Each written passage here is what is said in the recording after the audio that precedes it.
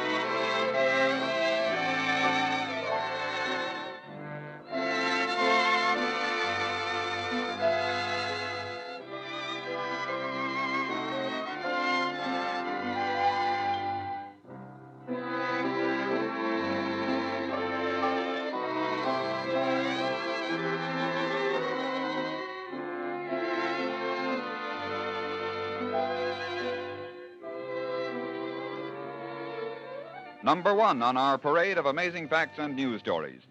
In these days, the bewildered traveler the world over receives every possible assistance in his journeys from many kinds of agencies. Not so with Rosie Kameninski, however. It was on the last day of November in the year 1909 that Rosie, a recent arrival from Russia just 3 weeks previously, left the home of friends on 3rd Avenue in Brooklyn to return to the home of Mrs. Mary Ullman on 59th Street, where she was employed. But Rosie didn't return. Mrs. Ullman waited patiently and then anxiously, but Rosie was apparently swallowed in the maw of metropolitan civilization. Rosie failed to return to the Ullman home for 2 days. Then, a fellow countrywoman, Mrs. Mary Lipitska, discovered Rosie Kameninski on a streetcar, and the thoroughly frightened young Russian girl was able at last to make herself understood. Up to that time, knowing virtually no English, unable to convince anyone of her plight, poor Rosie had been riding around Brooklyn on streetcars for 46 hours. Can you imagine that? You know, some of our customs of today have their origin so far back in time and antiquity that it's pretty hard to trace them. But I think that here's one you'll enjoy hearing about because so many of you might have experienced it. It's the origin of the bridal shower.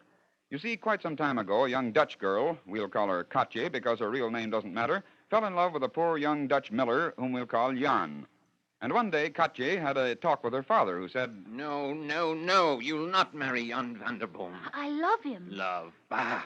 Katje, either you marry the young Kershanen, or you'll not get 1 guilder for a dowry. Tell young Vanderboom that, and see how he'll like marrying a girl who'll have no dowry. I guess you'll soon change your tune when you see his face fall. But father was wrong, for Jan really loved Katje, not the dowry.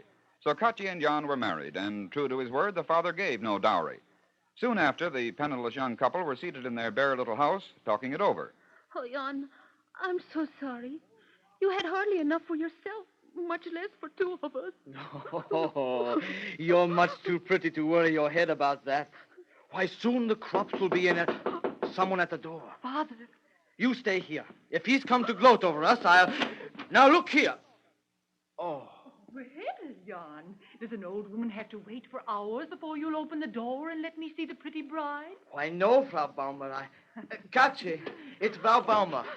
Well, why the tears spoiling that pretty little face? Oh, Frau Baumer, Yes, I have eyes. No kettles, no dishes, no curtains. Oh, Frau Baumer, please. Now, Jan, you didn't think I came here to poke fun, did you? Open the door. Open it. Don't stand there gaping. Open it. What? Katje. All your friends. We don't forget the miller who ground our grain and gave us bread and flour when we needed it. And from each a little gift. See? A kettle of copper. Katje. Jan, pottery, everything a young couple needs. And so Katya and Jan were started off with gifts that represented no great outlay of money, but gifts that meant much because they were necessary articles around the house. Well, the idea soon took popular hold, and now all over the world we have bridal showers thanks to a little Dutch girl and her husband. Can you imagine that? Well, now let's see what pops out of the bag next. In these days, when the gentle sex is invading all forms of business activity, we're pretty apt to sigh and say, well, woman's place is no longer in the home. Why, they're even letting the ladies steal some of the laurels in sports. There are girl baseball teams, girl basketball squads, lady high jumpers, long-distance runners, automobile racers, and whatnot. You may say, of course, well, there's one sport that women can't take away from us men, prize fighting. But you're wrong there, you mass of muscle and sinew. Yep, as far back as 1722, get that, 1722, more than 200 years ago, this advertisement appeared in a London newspaper. Challenge. Hi, Elizabeth Wilkinson of Clockenwell. Having had some words with Anna Ifield and requiring satisfaction, do invite her to meet me upon the stage into box for 3 guineas, each woman holding half a crown in each hand, and the first woman that drops the money to lose the battle.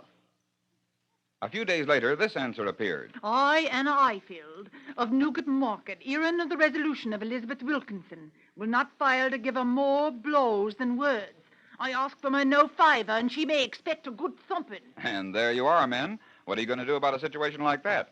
Well, the men of that day did something about it because when the London bobbies read the 2 ads, they promptly notified the contestants that if they attempted to so defy the accepted rules of decency, they'd both land in Old Bailey, and the fight never came off.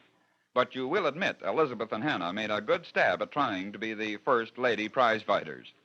Closely allied in the public mind with boxing, of course, is the sport of wrestling. Here's an historic incident, absolutely true, in which, well, first let me remind you that today we call champions in various sports kings of their particular field. We call the heavyweight wrestling champion the king of the heavies. But never was the title king more appropriately applied than in the days of Henry VIII of England and Francis I of France. It seems that a team of wrestlers from Henry's court were meeting those from the court of Francis I. The arena, we may well imagine, was packed, for the presence of the 2 monarchs made it a gala occasion.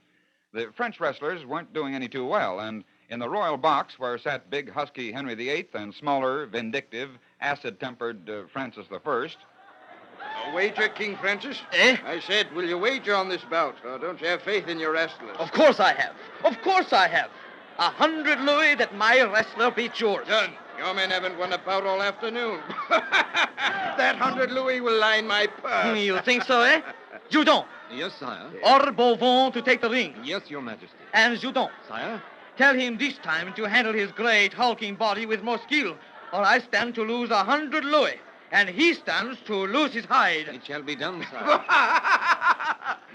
Beauvais, an ox both in clumsiness and brains. Is he the best you have in France? Better than those pigs you have. 200 more louis that my pig beats your ox. Done. They're entering the ring now. Watch. Beauvon! Beauvon! Either you throw the Englishman or I'll flay you alive. A nice reward. John the Butcher will kill your man. See? They come to grips. Throw him, Butcher! Throw him! Ox! Fool! Beauvon! His neck! His neck! Grab his neck, you idiot! How can he grab a man's neck when his hands are pinned to his sides? Oh, well done, Butcher! Well done! Aha! Your man is done, Francis. The fool! The idiot! Sacre no! Oh, Englishmen are better than Frenchmen, Francis. Oh, you think so, eh? You think so? Then guard yourself. What? You! The kings are wrestling. I strangle you. Throw you. You little worm, I'll squeeze the breath away from you. Oh, monsieur! It is war! Separate them. Get them apart! Oh, monsieur! And Francis I of France and Henry VIII of England had a royal match right then and there. Truly kings of their divisions. Can you imagine that? Well, I wonder how many of you remember, or at least have heard of that noted operatic company of the early 90s, which was known as the Bostonians. That company was responsible for the introduction of one of the world's most permanent ballads, but most inadvertently. It was on the occasion of the premiere performance of Robin Hood in Chicago on June 9th, 1890, that the two young writers, Harry B. Smith, the librettist, and Reginald de Koven, the composer, rushed elatedly backstage, receiving the plaudits of the members of the company, of the stagehands, musicians, friends. At last they met the young singer who was portraying the role of Allen a Dale, Jessie Bartlett Davis. Hello, Mr. Smith. Mr. de Koven. Oh, congratulations, Miss Davis. You were most charming. Why, what's the matter, Jessie? You don't sound very enthusiastic. Come into my dressing room a moment, gentlemen. I have something to say to you. Of course. Why, yes, sir. Why, yes. Take chairs, gentlemen. This may take a little time. Now then, Jessie, what's the trouble? The trouble is with that song you've given me to sing in the second act. The number to Annabelle, you mean? Yes, and I don't like it. Don't like it? Why, you're fooling, Jessie. Oh, didn't you hear the applause you got tonight? That doesn't mean a thing to me. I'm not going to sing it again.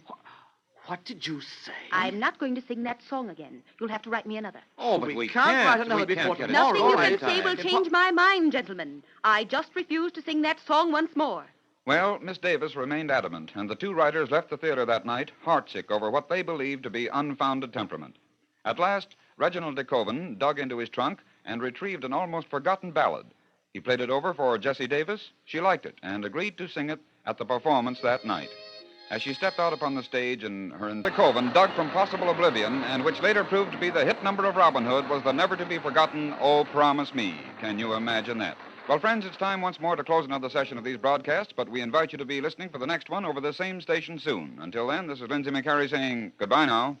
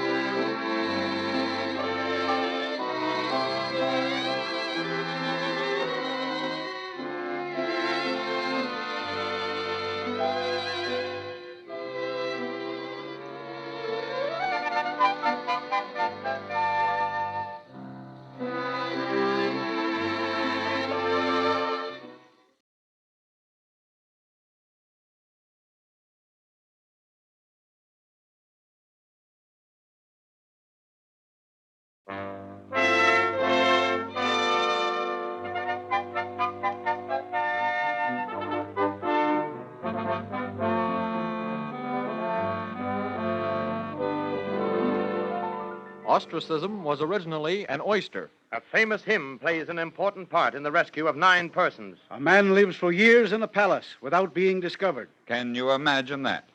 Yes, you're right, ladies and gentlemen. This is Lindsay McCarry back again with you to present, with the help of my friends here, another session of this series in which we give you a batch of interesting, strange facts and historical incidents. We'll be with you to offer the first one in just a minute and a half.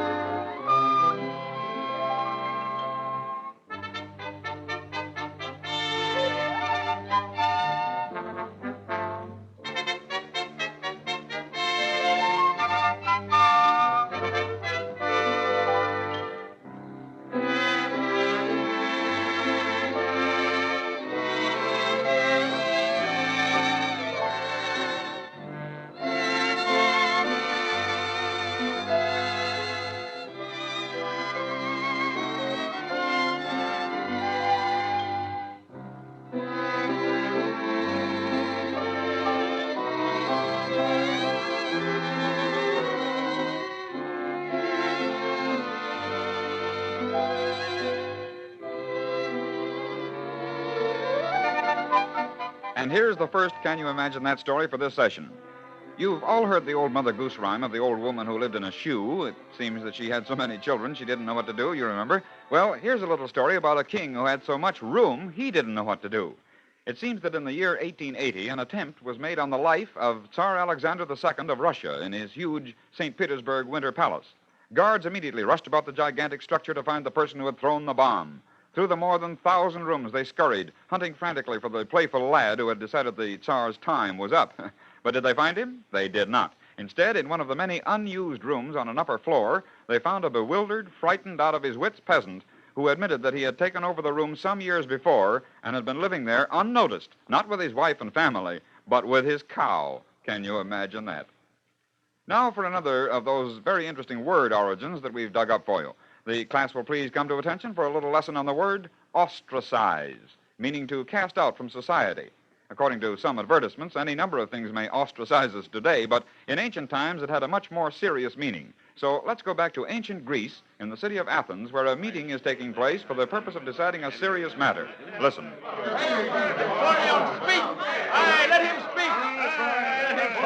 Citizens of Athens, this day we are to decide upon the banishment of Alcibiades from Athens. I say that he is a menace to our political good, so let him be banished. Quiet, I say! Hold your tongues! Quiet! Now then, I see you are of two minds, those who would banish Alcibiades and those who would keep him in Athens. Very well. Bring the Austrians. Bring the Austrians. That was the cry. And it meant, bring the shells, for Austrians were oyster shells, and upon them the voting citizenry inscribed the name of the person they wished banished from the city. If the shells were left blank, it was a vote against banishment. Today, our word ostracism, or ostracize, has come from the Greek word ostrion, the shell upon which the natives of Athens placed their ballots.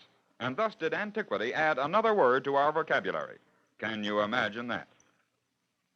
Almost everyone, of course, knows the thrillingly tragic story of the manner in which the ship's band gave final solace to those brave men and women who went down in the Titanic on that cold Monday morning of April 15, 1912, by playing the grand old hymn, Nearer, My God, to Thee.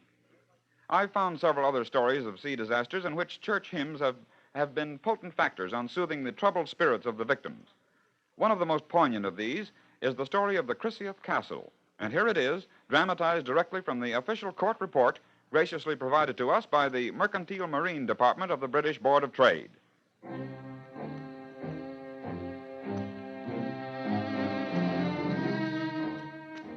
Under command of Captain Robert Thomas, the Crisiath Castle, a three-masted British sailing ship built of iron in 1887, had unloaded a cargo of wheat at Callao on the coast of Peru and reloaded a cargo of guano at Ballistis Island, destined for Antwerp. While this cargo was being taken on early in June in 1912, the captain went to Pisco to obtain the loading certificate, leaving orders with First Mate William A. Gale to clean all the bilges of excess loose wheat which he knew was there. Finally, on June 5th, the ship was ready to sail with a crew of 22 and 2 passengers, the captain's wife and his 4-year-old son. About 7 days out, the first officer came to Captain Thomas. Yes, Mr. Gale? I should have told you this before, sir, but I forgot all about it. What? Well, back at Callao, I wasn't able to get all the wheat cleared away from the bilges before loading the guano, sir. What? Well, sir, they were ready to load, and we were short of men. That's no excuse, Mr. Gale. My orders were to clear those bilges. Set some men to work at once and have those bilges cleared. Aye, sir, at once. And be sure the sections around the pump well are cleared by all means. Yes, sir. Able-bodied seaman William Summers was dispatched to clean the bilge near the pump well, and after bailing from a tin cup into a bucket for 2 hours, came above. Hey, what's the matter there, Summers? I can't stand it any longer, sir. That stink down there. Why, man. Why, your nose and eyes are bleeding. It's terrible, Mr. Gale. I can't stand it. Very well, come on up.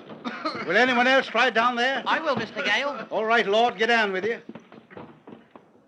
But the third mate, Fred Lord, immediately affected by the stench of the rotting wheat and guano, came up at once. The ship's master was informed of the impossibility of any man remaining in the bilge, and so he consequently tried the pumps. It was discovered that only a small quantity of water came up, and that was black and mixed with particles of wheat. Upon sounding the depth of the well, Captain Thomas discovered about 6 inches of water, but in view of the fine weather encountered along the coast of Chile, it was not considered to be a dangerous condition. Then, just as the Crisieth Castle was proceeding under full sail about the latitude of Valparaiso, a boisterous wind arose, lashing the southern Pacific Ocean into heavy rolling swells. Southward, the ship sailed, tossed about like a toy boat in a bathtub. But the captain went on toward Cape Horn, hoping that calmer seas would be found in the Atlantic. On the 14th of July, after the ship had rounded the southernmost tip of South America, a terrific gale arose, whipping the sea into a greater fury. And about 2 o'clock in the morning, the first mate knocked on the door of the captain's cabin. Captain Thomas! Captain Thomas, sir! Who is it? It's me, Captain Thomas, sir, Gale. Just a minute. My oilskins. Oh, here. What's up, Mr. Gale? The rudder's broke, sir. Broke? Yes, sir. A heavy sea under the port quarter struck the rudder, sir. Broke the stock under the stern plating. She's banging up against the rudder stops. She's opening up the shell plates around the stern post. It won't be long now before she springs a leak there, sir. Very well. Rouse the crew below and give orders to jettison the cargo in that quarter. I'll get on some clothes and I'll be with you presently. Aye, aye, sir. Right away. The cargo was tossed overboard during the next 4 hours with virtually no noticeable change in the ship's precarious condition. The pumps were useless, and the water in the hold rose higher and higher until, at about 2 p.m. on the 15th of July, the master explained the situation to the crew and gave orders to abandon ship, a serious decision for a man in whose charge had been placed a costly ship and valuable cargo. Ordering the first mate to take charge of the longboat with a crew of 6 men, Captain Thomas loaded his wife and son and 14 other members of the crew into the lifeboat and cast off from the ill-fated Crisieth Castle. As the day wore on, both ships shipped quantities of water, and it was necessary to bail continuously. At 4 p.m., the ship was lost sight of, and by 5 o'clock, a fresh gale blew up, widening the distance between the 2 smaller boats. At daybreak Tuesday, the longboat, with her precious cargo of 7 human souls, had disappeared, never to be seen again. Later that day, a 4-masted bark passed at a short distance, but failed to notice the floundering lifeboat and to hear the frantic cries of those aboard her. On Tuesday evening, the wind abated slightly, but a new crisis arose when it was discovered all stimulants had been used and food was running low. Later that night, there occurred the first death aboard the lifeboat. First? Yes, because in awesome succession, 6 members of the crew were claimed by death and were gently dropped over the side, buried at sea. Days, and long, fearful nights dragged on. Those of us sitting within the comfort of our own homes may find it difficult to imagine the horrors suffered by that pitiable little group. We may not be able to picture the torment within the souls of those terrified victims, but we may be able to feel the vicarious thrill of renewed hope that they felt when out through the night arose the clear voice of one of the members of the crew.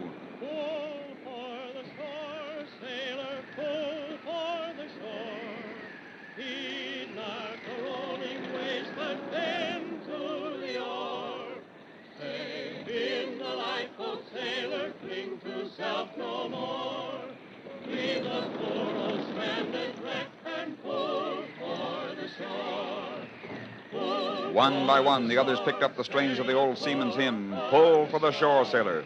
With renewed strength, the crew pulled harder toward their destination, the British-owned Falkland Islands. With the spiritual uplift provided by the words of the hymn, they seemed to gain new inspiration to attain their precious goal, land. Then, on Monday, July 22, 1912, 9 worn and haggard men and the captain's wife and little son landed near Pembroke Lighthouse, Port Stanley, where 2 more members of the crew of the Crisieth Castle died of exposure. What torturous memories those 9 survivors must have carried with them. How they must have lived and relived those 7 miserable, horror-filled days. But doubtless the one wonderful recollection that remained with them was the moment when that inspired sailor sang out the grand old hymn, Pull for the shore, sailor, pull for the shore.